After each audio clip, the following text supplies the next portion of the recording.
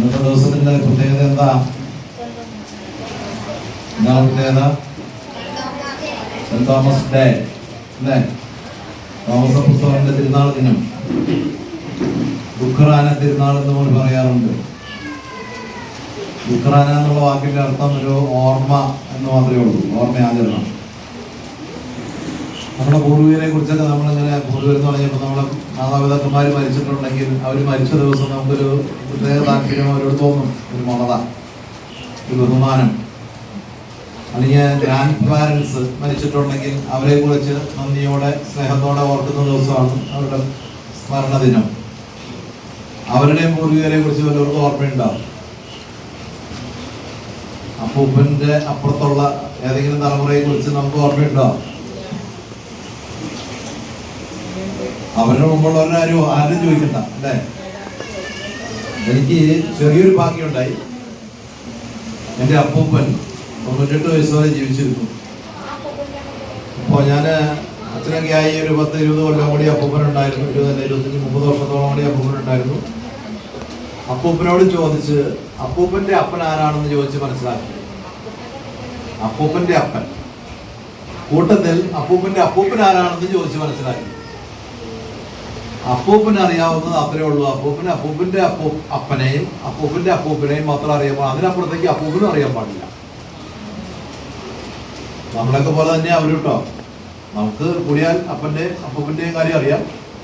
അതുപോലെ ഞാൻ അപ്പൂപ്പനോട് ചോദിച്ചിട്ട് അപ്പൂപ്പന് അറിയാവുന്നത് അപ്പൂപ്പന്റെ അപ്പനും അപ്പൂപ്പനും, അത്രയും പേരെ എനിക്ക് പേര് പിടികിട്ടി. അതാ ഞാൻ പറഞ്ഞ, എനിക്ക് എൻ്റെ കുടുംബത്തിലെ കുറച്ച് പൂർവികരുടെ ലിസ്റ്റ്, ചില പുരാതന കുടുംബങ്ങളുടെ ചരിത്ര സംഗ്രഹമൊക്കെ എഴുതിയവരെടുത്ത് വെച്ചിട്ടുണ്ടപ്പോൾ അതിൽ നിന്ന് ഇന്ന കുടുംബത്തിൽ നിന്ന് ഇന്നാളുണ്ടായി, ആളുടെ അടുത്ത് നിന്ന് ഇത്ര ആൾക്കാരുണ്ടായി, പിന്നെ ഇത്ര ആൾക്കാരുണ്ടായി, ഇങ്ങനെ വംശാവലിയൊക്കെ എഴുതി. നമ്മുടെ ബൈബിളിൽ മത്തായിയുടെ സുവിശേഷം ആദ്യത്തെ അധ്യായത്തിൽ വംശാവലിയാണ്. അപ്പം എന്നതുപോലെ ചില കുടുംബങ്ങളുടെയൊക്കെ വംശാവലി ഉണ്ടാകാം.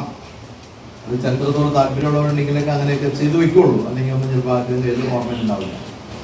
ഇന്ന് നമ്മൾ ഓർക്കുന്ന ഒരാള് തോമസ് അപ്പോസ്തലൻ. ആരായിരുന്നു തോമസ് അപ്പോസ്തലൻ? ആരായിരുന്നു? ഈശോയുടെ 12 ശിഷ്യന്മാരിൽ ഒരാളായിരുന്നു അല്ലേ? ആണോ? ഭാരതത്തിന്റെ അപ്പസ്തോലൻ എന്നുള്ള വേറൊരു പേരും കൂടി അറിയപ്പെടുന്നു. ഭാരതത്തിന്റെ ദ്വിതീയ അപ്പസ്തോലൻ എന്ന് പറഞ്ഞ് വേറൊരാളുണ്ട്. അതാരാണ്? ഭാരതത്തിന്റെ 2ാമത്തെ അപ്പസ്തോലൻ ഫ്രാൻസിസ് സേവ്യർ. അപ്പൊ ആദ്യത്തെ അപ്പസ്തോലന്റെ യേശുവിന്റെ ശിഷ്യൻ തന്നെയാണ് തോമാസ് ലീഹ. ഈ തോമാസ് ലീഹ 2000 വർഷങ്ങൾക്ക് മുമ്പ് നമ്മുടെ നാട്ടിൽ വന്ന് ക്രിസ്തു വിശ്വാസം ഇവിടെ പാകി മുളപ്പിച്ച് വളർത്തി ക്രൈസ്തവ കൂട്ടായ്മകൾ ഉണ്ടാക്കി. പള്ളി പണിതു എന്ന് പറയുന്നതിനേക്കാൾ ക്രൈസ്തവ കൂട്ടായ്മകൾക്ക് രൂപം കൊടുത്തു.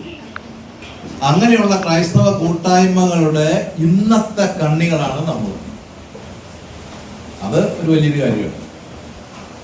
ലോകത്ത് ക്രൈസ്തവരിൽ 90% ആളുകളും ലത്തീൻ സമുദായത്തിൽപ്പെട്ടവരാണ്.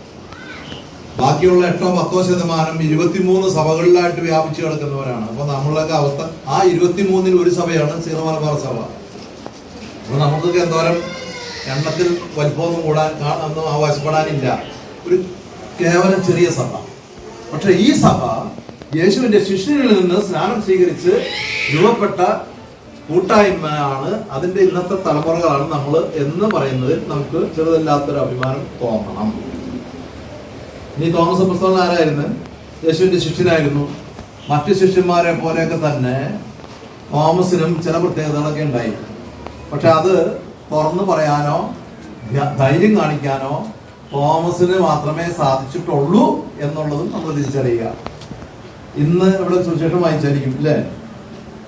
തോമസിന്റെ സംശയം എന്ന് പറഞ്ഞൊരു ഭാഗമാണ് വായിച്ചത്. തോമസിന്റെ സംശയം എന്തായിരുന്നു? യേശു ഉയർത്തെഴുന്നേറ്റത് മറ്റുള്ളവർ കണ്ടു, ഞാൻ കണ്ടിട്ടില്ല, എനിക്ക് കാണണം. തോമസിനുണ്ടായ സംശയം അത്രേ ഉള്ളൂ. മറ്റുള്ളവർ കണ്ട മാത്രമേ വിശ്വസിച്ചവരാണോ? മറ്റപ്പസ്തലന്മാര് ഉയർത്തെഴുന്നേറ്റ് യേശുവിനെ കണ്ടപ്പോൾ തന്നെ യേശു ഉയർത്തെഴുന്നേറ്റ് വന്നതാണെന്ന് വിശ്വസിച്ചോ? ആർക്കുണ്ടായില്ല വിശ്വാസം. അടച്ചിട്ട മുറി വാതിൽ തുറക്കാതെ ഒരാൾ പെട്ടെന്ന് ലാൻഡ് ചെയ്താൽ ജീവൻ പോയി തീരെ പറയാനുള്ളൂ. പേടിച്ച് അന്തം കത്തിപ്പോയിട്ടുണ്ടാവും അവൻ്റെ ഒക്കെ. എന്നിട്ട് കർത്താവ് പറയണം നിങ്ങൾക്ക് സമാധാനം. എന്തൊട്ട് സമാധാനം അവർക്ക് കിട്ടിയെന്ന് അറിയാൻ പാടില്ല. പേടിച്ച് ഇവരൊക്കെ ഒരു പ്രത്യേക അവസ്ഥയില്ല. എന്നിട്ട് ഈശോ അവരെ ധൈര്യപ്പെടുത്തുന്നത്, നിങ്ങൾ എന്ത് ഇങ്ങനെ ചിന്തിക്കണേ, നിങ്ങളൊന്ന് നോക്ക്, ഇത് ഞാൻ തന്നെയാണ്, കുരിശിൽ തറച്ച് കൊന്ന ഈശോ തന്നെയാണ് ഞാൻ എന്ന് പറഞ്ഞു കൊടുക്കേണ്ടി വന്നു അവരുടെ മുമ്പിൽ ഒന്ന്. അങ്ങനെ പോലും ഈശോ ശിഷ്യന്മാരെ വിശ്വാസത്തിലെടുക്കാൻ ശ്രമിച്ചു. ആ കൂട്ടത്തിൽ തന്നെ ഉണ്ടായിരുന്ന ആളാണ് തോമസ്. നിർഭാഗ്യവശാൽ കൂട്ടത്തിൽ ഉണ്ടായിരുന്നില്ല, പുറത്തായിരുന്നു. തോമസ് വന്നപ്പോൾ മറ്റു അപ്പോസ്തലന്മാർക്ക് 100 നാവുകളായിരുന്നു അതിനെ കുറിച്ച് പറയാൻ. എന്താ പറഞ്ഞവര്, ഞങ്ങൾ ഉയർത്തെഴുന്നേറ്റ്, യേശു ഉയർത്തെഴുന്നേറ്റ് ഞങ്ങൾ കണ്ടു, എനിക്ക് സന്തോഷം. അപ്പൊ തോമസിന്റെ മനസ്സ് ഒന്ന് വിഷമായി. ഞാൻ ഈശോയെ എന്തോരം സ്നേഹിച്ചതാണ്. ഈശോയുടെ 12 ശിഷ്യന്മാരെ പോലെ എനിക്ക് ഈശോയുടെ കൂടെ ഇരിക്കാൻ എന്തോരം ആഗ്രഹമുണ്ട്. ഈശോയുടെ പ്രേക്ഷിതനായിരിക്കാൻ, ശിഷ്യനായിരിക്കാൻ ഞാൻ സന്തോഷിക്കുന്ന ആളാണ്. പക്ഷെ എനിക്ക് മാത്രം ഉയർത്തെഴുന്നേറ്റ യേശുവിന്റെ ഒരു ദർശനം കിട്ടിയില്ലെങ്കിൽ അത് തൻ്റെ ജീവിതത്തെ സാരമായിട്ട് ബാധിക്കുന്ന ഒന്നാണെന്ന് തോമസിന് തോന്നിയതുകൊണ്ട് തോമസ് ആ സംശയം ഉണ്ടെങ്കിൽ.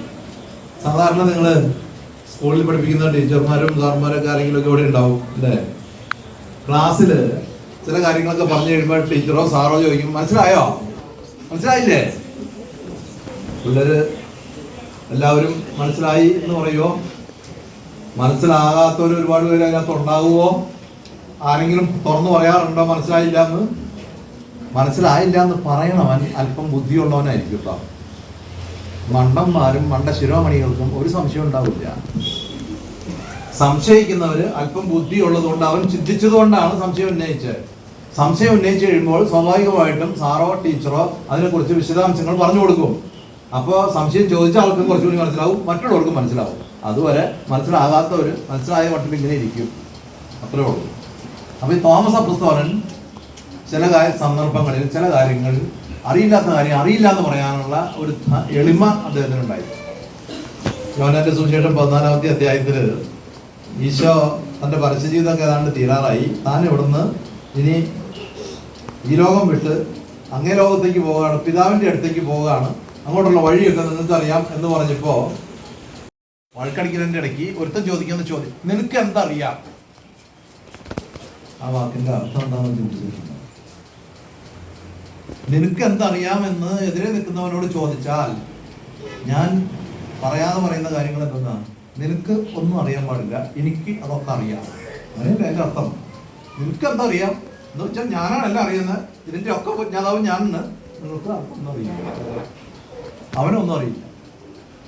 അപ്പൊ അറിയില്ലാത്ത കാര്യം നമ്മൾ അറിയാമെന്ന് ഭാവിച്ചുകൊണ്ടിരിക്കൽ നമ്മുടെ ഒരു സാധാരണ രീതി. തോമസ് അപ്പോസ്തലൻ അങ്ങനെയല്ല. അറിയില്ലാത്ത കാര്യം അറിയില്ല എന്ന് പറയാനുള്ള ചങ്കൂറ്റം ഉണ്ടായിരുന്നു, എളിമയുണ്ടായിരുന്നു. അതുകൊണ്ട് മറ്റപ്പോസ്തലന്മാർക്ക് ഒന്നും മനസ്സിലാകാഞ്ഞിട്ടും അവരാരും സംശയം ചോദിക്കുന്നില്ല, ഉന്നയിക്കുന്നില്ല. പക്ഷെ തോമസ് അത് ചോദിച്ചു. അത് തോമസിന്റെ വലിപ്പമാണ്, കുറവല്ല. ആ രീതിയിൽ നമ്മൾ തോമസ് അപ്പോസ്തലനെ മനസ്സിലാക്കാൻ നോക്കുക. തോമസ് അപ്പോസ്തലന്റെ തിരുനാൾ കൊണ്ടാടുമ്പോൾ നമുക്കൊക്കെ അഭിമാനിക്കാനുള്ള വക തോമസ് അപ്പോസ്തലൻ തരുന്നു. കാരണം യേശുവിന്റെ പ്രിയ ശിഷ്യനിൽ നിന്ന് ജ്ഞാനസ്നാനം സ്വീകരിച്ച സമുദായത്തിന്റെ ഇന്നത്തെ കണ്ണികളാകാൻ എനിക്കും നിങ്ങൾക്കും പറ്റി എന്നുള്ളത് കൊണ്ട് നമ്മൾ അഭിമാനിക്കുക. മറ്റു പലർക്കും അവകാശപ്പെടാനില്ല. കാരണം എന്താണെന്ന് ചോദിച്ചാൽ യേശുവിന്റെ ശിഷ്യന്മാരിൽ നിന്നൊക്കെ ജ്ഞാനസ്നാനം സ്വീകരിച്ച വിശ്വാസം കിട്ടിയിട്ടുള്ളവരാണ് മറ്റു പലരും. അതായത് യേശുവിന്റെ ശിഷ്യനിൽ നിന്ന് ശിഷ്യത്വം സ്വീകരിച്ച മറ്റുള്ളവരിൽ നിന്ന് വീണ്ടും ശിഷ്യത്വം സ്വീകരിച്ച തലമുറകളിൽ നിന്നൊക്കെ വിശ്വാസം കിട്ടിയിട്ടുള്ളവരാണ് ഒരുപാട് പേര്. നമുക്ക് യേശുവിന്റെ ശിഷ്യനിൽ നിന്ന് തന്നെ അത് നേരിട്ട് കേൾക്കാനുള്ള ഹൃദയം ഭാഗ്യം ഉണ്ടായി എന്നുള്ളതുകൊണ്ട് നമ്മളത് അഭിമാനത്തോടെ കാണുക.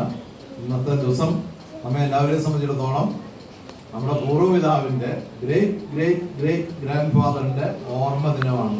നമ്മുടെ പൂർവികരുടെ ഓർമ്മ ദിനം നമുക്ക് പ്രധാനപ്പെട്ടതാണെങ്കിൽ ക്രൈസ്തവ വിശ്വാസികളായ നമ്മുടെ എല്ലാവരുടെയും പൊതുപിതാവിന്റെ ഓർമ്മ ദിനം നമുക്ക് വലിയ പുണ്യദിനമാണ്. അതിനത്തിന്റെ എല്ലാ നന്മകളും ആശംസകളും നമുക്ക് എല്ലാവർക്കും ഉണ്ടാകട്ടെ. നൽകുന്നു.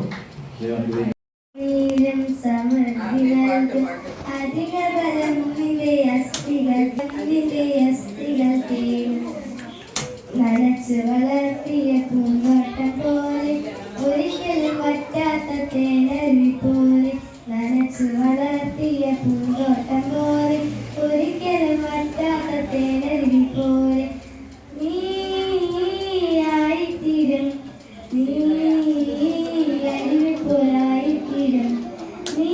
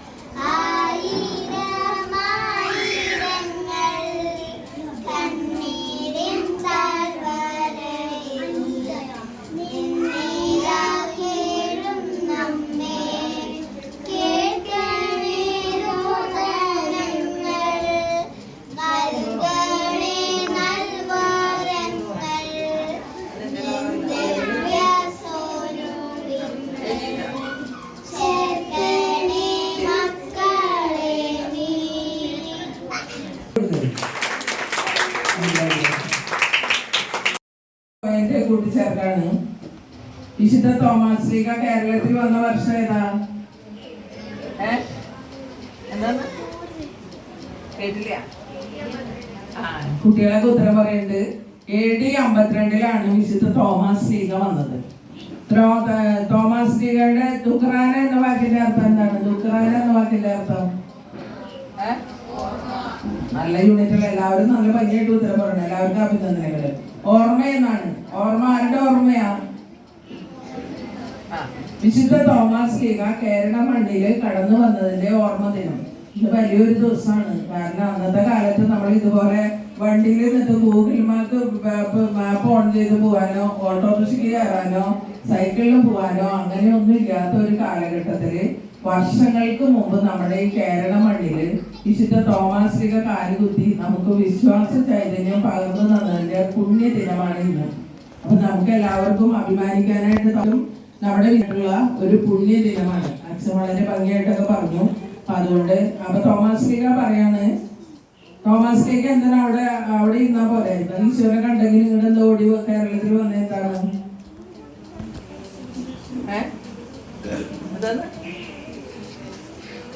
സുവിശേഷം പ്രസംഗിക്കാനായിട്ട് എല്ലാവരും നല്ലോണം ഉത്തരവ് പറയുന്നുണ്ട്. സുവിശേഷം പ്രസംഗിക്കാനായിട്ട് വന്നിരുന്നത് ബാക്കിലിരിക്കുന്ന കുറച്ച് പേര് പറയണ അത് വളരെ കറക്റ്റാണ് ഉത്തരം. കാരണം ഈശോയെ കണ്ടും കേട്ടും തൊട്ട് അറിഞ്ഞ തോമസ് ലീഗയ്ക്ക് അവിടെ അടങ്ങിയിരിക്കാനായിട്ട് കഴിഞ്ഞില്ല. നമ്മുടെ ജീവിതത്തിൽ നമ്മൾ ഈശോയെ കണ്ടും കേട്ടും അനുഭവിച്ചറിഞ്ഞ് നമ്മൾ എന്ത് ചെയ്യും? ഈശോയെ കുറിച്ച് പറയാനായിട്ട് നമ്മൾ ഓടിപ്പോകും. ഈശോ എനിക്ക് തന്ന സ്നേഹത്തെ കുറിച്ച് കാരുണ്യത്തെ കുറിച്ചൊക്കെ ഒന്ന് പറയാനായിട്ട് നമ്മള് പോകേണ്ട സ്ഥലങ്ങളിലേക്കൊക്കെ പരിശുദ്ധാത്മാവ് നമ്മളെ കൊണ്ടുപോകും. അന്നത്തെ കാലത്ത് വഴി അറിയില്ല, ഒന്നും അറിയില്ല. ഞാനിങ്ങനെ പള്ളിയിൽ നിന്ന് പ്രാർത്ഥിച്ചപ്പോൾ ഓർക്കായിരുന്നു, ഈ തോമസ് വന്നിട്ട് വെറുതെ പോകല്ലേ ചെയ്തേ. 7 പള്ളി സ്ഥാപിച്ചു, പിന്നെ ഒരു അരപ്പള്ളി സ്ഥാപിച്ചു.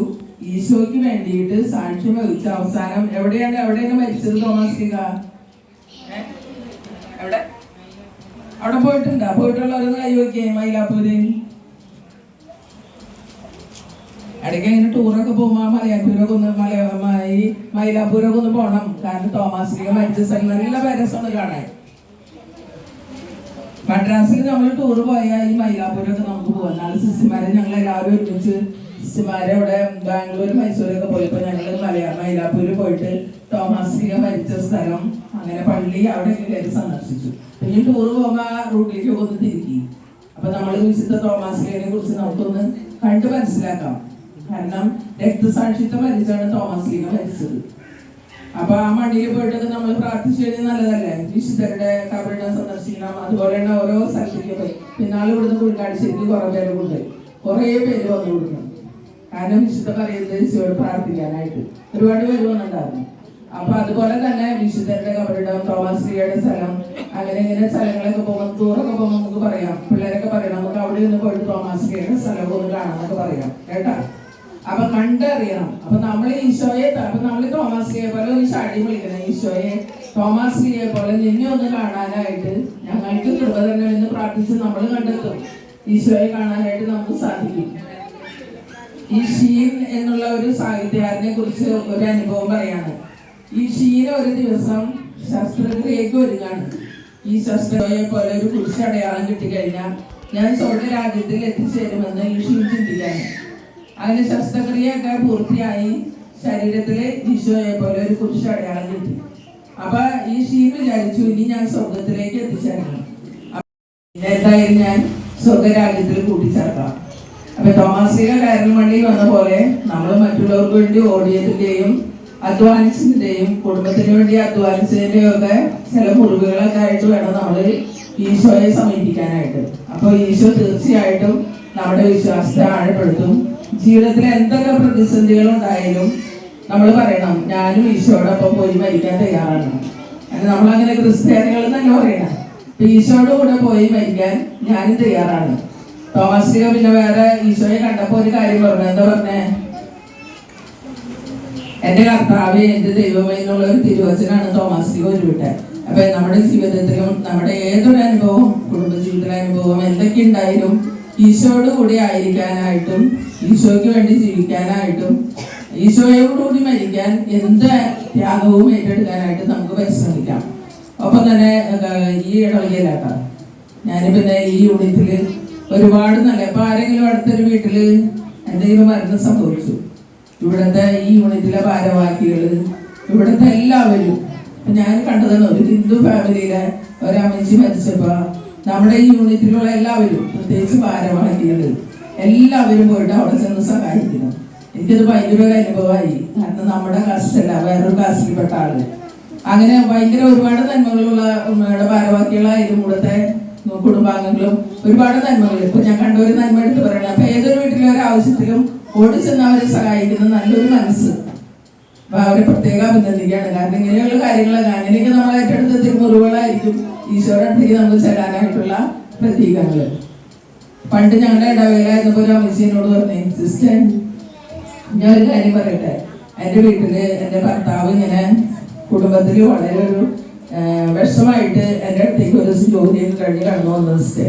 കാരണം കടമായി, വീട്ടിൽ ഒരുപാട് കടമൊക്കെ ആയി, ഒരുപാട് പ്രശ്നങ്ങളൊക്കെ ഉണ്ടായിങ്ങനെ ഒരു അനുഭവം പങ്കുവെച്ചതാണ്. ഇവിടെയല്ല കേട്ടോ, വേറൊരു സ്ഥലത്തെ കാര്യമെന്ന് പറഞ്ഞു. ഇത് ഏത് വീടാണെന്ന് ചോദിക്കുന്നത്, ഇവിടെയല്ല. അപ്പൊ ആ അമ്മച്ചി എന്നോട് പറയാണ്, അപ്പൊ ആ ചേട്ടൻ ഇങ്ങനെ വളരെ വിഷമിച്ച് കിടന്നു വന്നപ്പോ ഞാൻ പറഞ്ഞു, ഇനിയിപ്പോ ഞാൻ എന്ത് ചെയ്യുമെന്ന് വിചാരിച്ച് വളരെ വിഷമിച്ചാണ് ചേട്ടൻ ജോലി കഴിഞ്ഞ് വന്നത്. അപ്പൊ ചേച്ചി പറഞ്ഞു, ഞാൻ വിഷമിക്കണ്ട ചേട്ടാ, ഒന്നും വിഷമിക്കണ്ട, കാരണം ഞാൻ ജോലിക്ക് പോണ പൈസ ഉണ്ട്. അപ്പൊ നമുക്ക് കൂടെ നിന്ന് ഈ കടമൊക്കെ വീട്ടാനായിട്ട് ദൈവം തീരുമാനിച്ചായ ഒരു നിമിഷം മതി എന്ന് പറഞ്ഞ് ഈ ചേട്ടനെ ആശ്വസിപ്പിച്ച ഒരു അനുഭവം ഈ ചേട്ടൻ എന്നോട് പങ്കുവയ്ക്കായിരുന്നു. അപ്പൊ രണ്ടുപേരും കൂടി ഒരു ദിവസം ഇങ്ങനെ വർത്താനം അനുഭവമാണല്ല. അപ്പൊ ഇപ്പൊ നമ്മള് കൂടെ ആയിരിക്കുന്നവർക്ക് നമ്മളൊരു താങ്ങ്, നമ്മുടെ കുടുംബത്തിലെ ഭർത്താവിന്, ഭാര്യ ഭർത്താവിന്,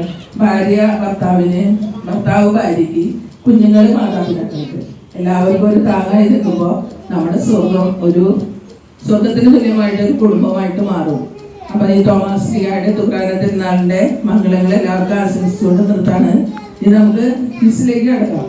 ഇത് നമ്മുടെ മറ്റേ ക്വിസില്ല, തോമസ് ലീഗയുടെ ക്വിസാണ്. എല്ലാവരും പേപ്പർ വേനേക്ക് എടുത്തു.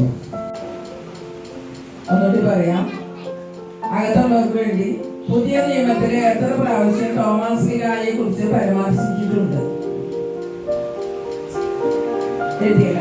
രണ്ട്, ഈശോ ഉയർത്തെഴുന്നേറ്റതിന്റെ എത്രാം ദിവസമാണ് തോമസിന് പ്രത്യക്ഷപ്പെട്ടത്?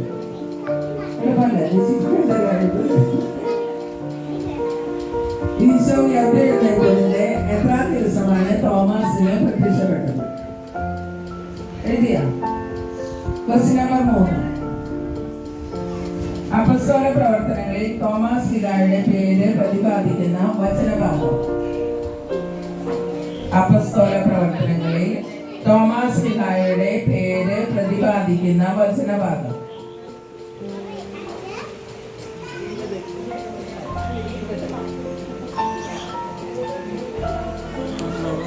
ഇവിടെയുള്ളവരെ എഴുതിയോ? നാലാമത്തെ ക്വസ്റ്റ്യൻ, ദിദിമോസ് എന്ന് വിളിക്കപ്പെടുന്ന തോമസ് എന്ന് യോഹന്നാന്റെ സുവിശേഷത്തിൽ എത്ര പ്രാവശ്യം രേഖപ്പെടുത്തിയിരിക്കുന്നു? ദിദിമോസ് എന്ന് വിളിക്കപ്പെടുന്ന തോമസ് എന്ന് യോഹന്നാന്റെ സുവിശേഷത്തിൽ എത്ര പ്രാവശ്യം രേഖപ്പെടുത്തിയിരിക്കുന്നു?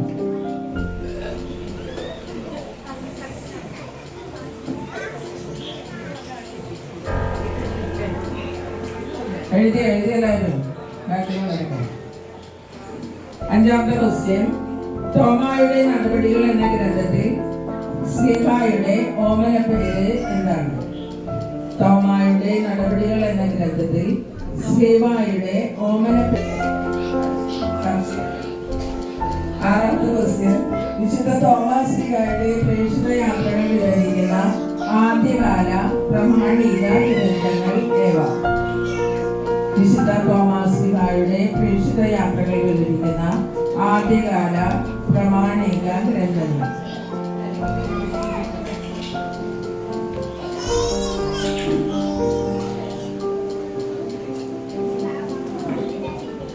പേരിലുള്ള ഏക കബറിടം എവിടെ സ്ഥിതി ചെയ്യുന്നു? തോമസ് ലീഗയുടെ പേരിലുള്ള ഏക കബറിടം എവിടെ സ്ഥിതി ചെയ്യുന്നു? മാർ തോമസ് ലീഗയുടെ ഇന്ത്യയിലെ പ്രേക്ഷിത പ്രവർത്തനങ്ങൾ വിവരിക്കുന്ന പുരാതന സാഹിത്യ കൃതികൾ ഏവ? ഒന്നുകൂടി പറയാം. മാർ തോമസ് ലീഗയുടെ ഇന്ത്യയിലെ പ്രേക്ഷിത പ്രവർത്തനങ്ങൾ വിവരിക്കുന്ന പുരാതന സാഹിത്യ കൃതികൾ ഏവ?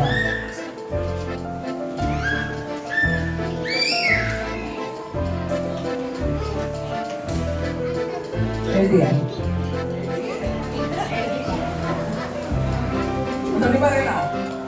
മാർത്തോമാസിയുടെ ഇന്ത്യയിലെ പ്രേക്ഷിത പ്രവർത്തനങ്ങൾ വിവരിക്കുന്ന പുരാതന സാഹിത്യ കൃതികൾ ഏവ? Question number 9. തെക്കേ ഇന്ത്യയിലെ ക്രൈസ്തവ വിശ്വാസ പൈതൃകത്തെയും മാർത്തോമാ പാരമ്പര്യത്തെയും തൊട്ടറിയുവാനും അനുഭവിക്കുവാനും സഹായകമായ പൗരാണിക ദേവാലയങ്ങളുടെ ഈ ഫിലം ഏത്? പറയാം. തെക്കേ ഇന്ത്യയിലെ ക്രൈസ്തവ വിശ്വാസ പൈതൃകത്തെയും മാർത്തോമാ പാരമ്പര്യത്തെയും തൊട്ടറിയുവാനും അനുഭവിക്കുവാനും സഹായകമായ പൗരാണിക ദേവാലയങ്ങളുടെ ഈ ഫിലം ഏത്? 10. തോമാശ്ലീഹ സ്ഥാപിച്ച കേരളത്തിലെ പ്രഥമ ക്രൈസ്തവ ദേവാലയം. തോമാശ്ലീഹ സ്ഥാപിച്ച കേരളത്തിലെ പ്രഥമ ക്രൈസ്തവ ദേവാലയം.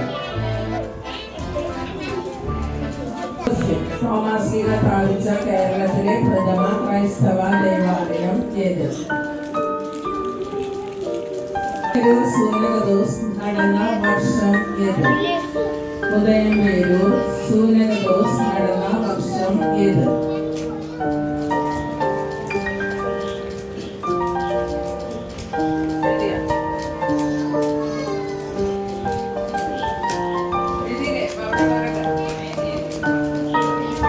പന്ത്രണ്ടാമത്തെ ക്വസ്റ്റ്യൻ. ഈ 2 ദിവസങ്ങളേ ഉള്ളൂ. മലയാറ്റൂർ താഴത്തെ പള്ളിയിലും കുരിശുകുടിയിലും പ്രധാന തിരുനാളുകൾ ആഘോഷിക്കുന്ന ദിനം. മലയാറ്റൂർ താഴത്തെ പള്ളിയിലും കുരിശുകുടിയിലും പ്രധാന തിരുനാൾ ആഘോഷിക്കുന്ന ദിനം. എഴുതിയ ഒന്നുകൂടി പറയാം. മലയാറ്റൂർ താഴത്തെ പള്ളിയിലും കുരിശുകുടിയിലും പ്രധാന തിരുനാൾ ആഘോഷിക്കുന്ന ദിനം.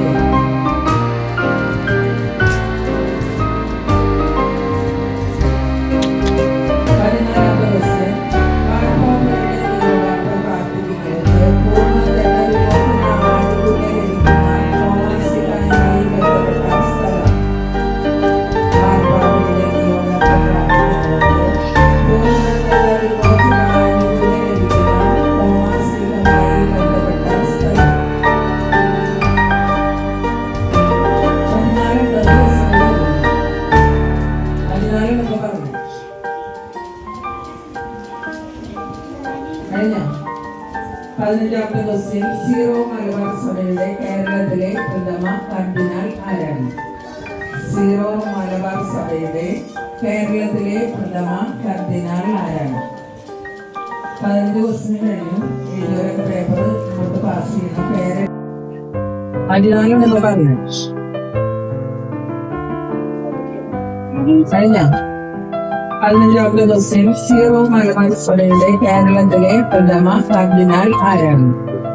സീറോ മലബാർ സഭയുടെ കേരളത്തിലെ പ്രഥമ കർദിനാൾ ആരാണ്? 15 ക്വസ്റ്റ്യൻ കഴിഞ്ഞു. എഴുതിയവരൊക്കെ പേപ്പർ പാസ് ചെയ്യണം. പേര്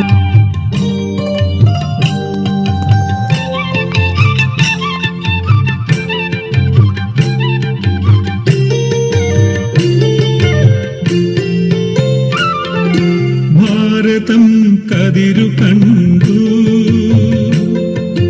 ഭൂമുഖം തെളിവു കണ്ടു, മാർത്തോമാനി തെളിച്ച മാർഗത്തിലായിരങ്ങൾ ആനന്ദ ശാന്തി കണ്ടു.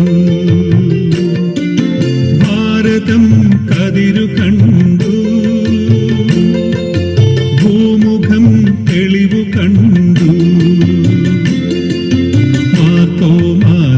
തെളിച്ച മാർഗത്തിലായിരങ്ങൾ ആനന്ദ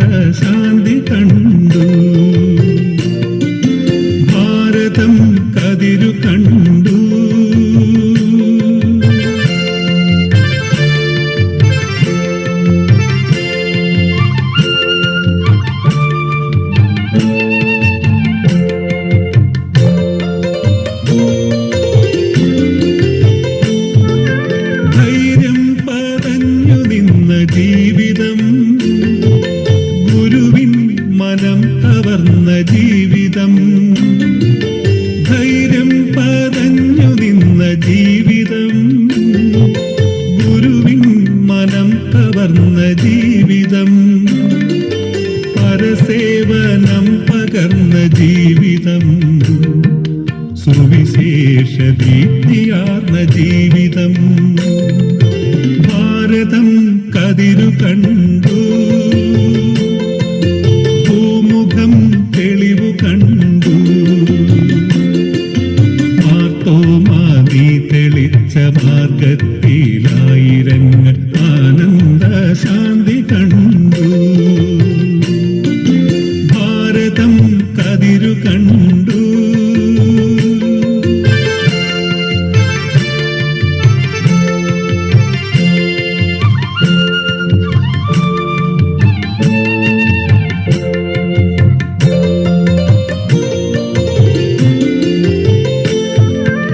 ഇരുളിൽ പ്രകാശമായി വിടർന്നു നീ, മരുവിൽ തടാകമായി വിരിഞ്ഞു നീ.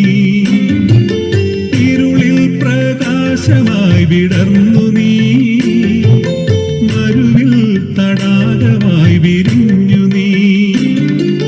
സുരലോക പാദനരനു കാട്ടുവാൻ ഒരു ദേവദൂതനായി അണഞ്ഞു നീ. ഭാരതം കതിരു കണ്ടു, ഭൂമുഖം തെളിവു കണ്ടു,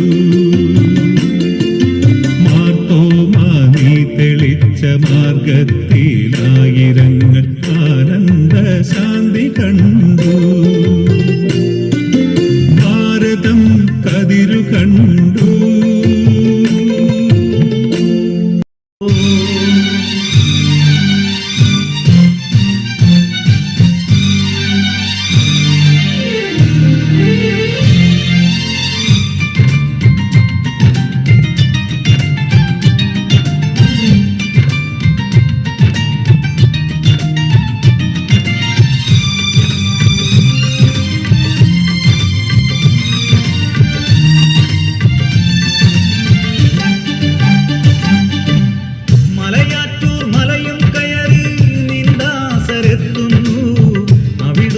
തിരുവടി കാണാൻ പൊന്നും കുരിശുമുത്തപ്പോ.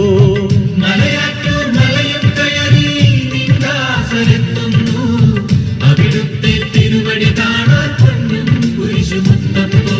പൊന്നും കുരിശുമുത്തപ്പോ പ്രാർത്ഥിക്കണമേ, പൊന്നും കുരിശുമുത്തപ്പോ പ്രാർത്ഥിക്കണമേ, പൊന്നും കുരിശുമുത്തപ്പോ പ്രാർത്ഥിക്കണമേ, പൊന്നും കുരിശുമുത്തപ്പോ പ്രാർത്ഥിക്കണമേ.